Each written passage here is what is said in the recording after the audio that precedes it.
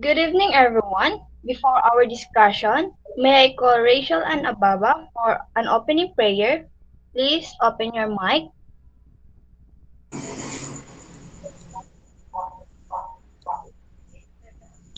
In the name of the Father, and of the Son, and of the Holy Spirit. Thank you, dear Lord.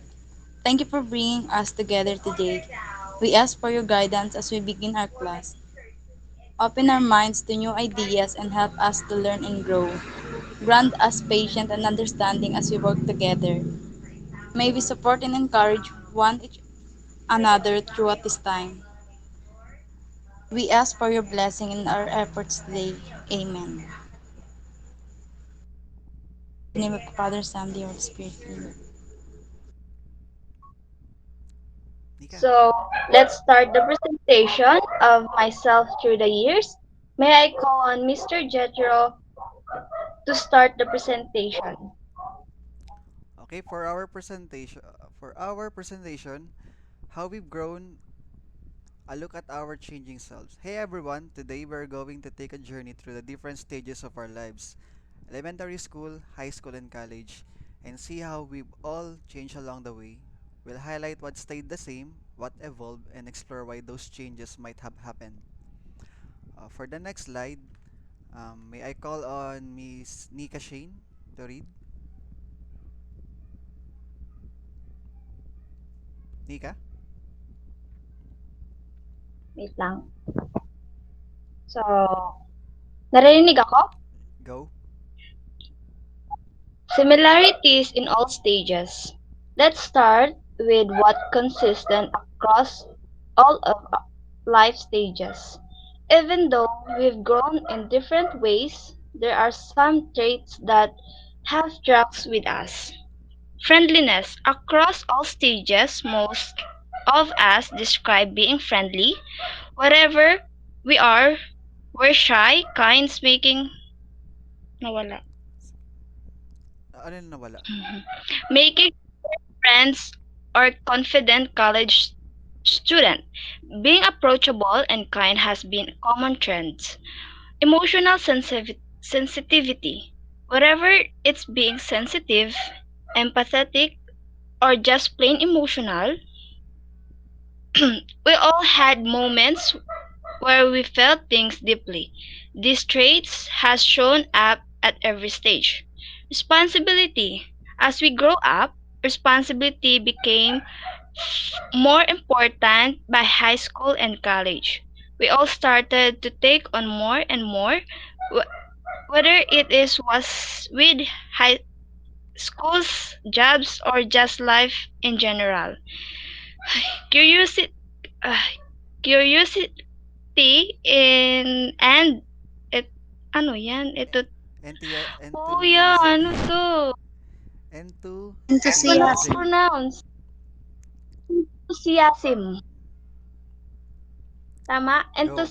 Enthusiasm. Mm. Back in elementary school, we were all curious and eager to learn, while that turned into more focused goal in college. That initial spark of enthusiasm never really went away life in general. Okay, for the next slide, may I call on Miss Jennifer Arbo?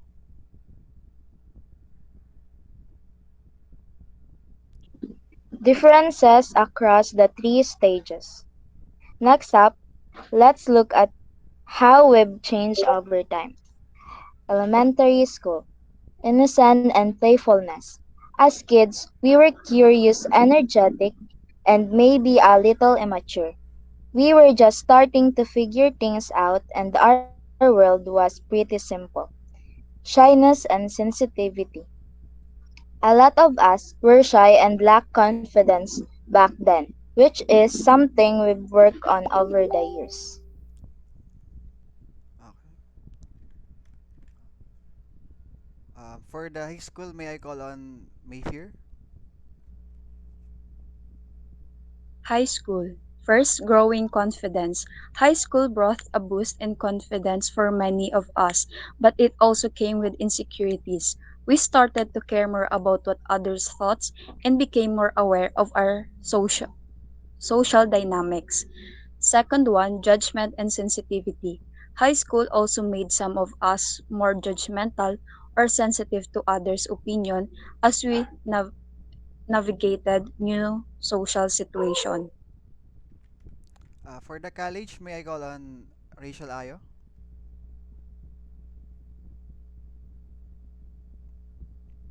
Rachel? College, independence and maturity. College was a time for independence and maturity. We became more self-motivated, responsible, and focused on our goals. Some of us took more risk and became more open-minded. Go, say lang. Self-reflection. College also pushed us to reflect on who we are not and what we want out of life, leading to big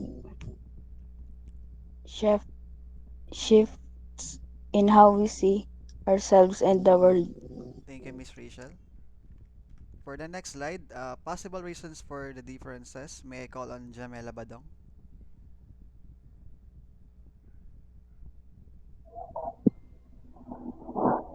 Possible reasons for the difference. So why did this change happen? Let's break it down. Increase this responsibility. As we move from kids to adults, life demanded more from us. This push us to make, to measure, take on responsibilities and become more independent. Social dynamics. As our social circles independent from family to friends and peers, we started caring more about other opinions, which influ- influence our confidence and behavior. Personal college, uh, ano? Ch- challenge.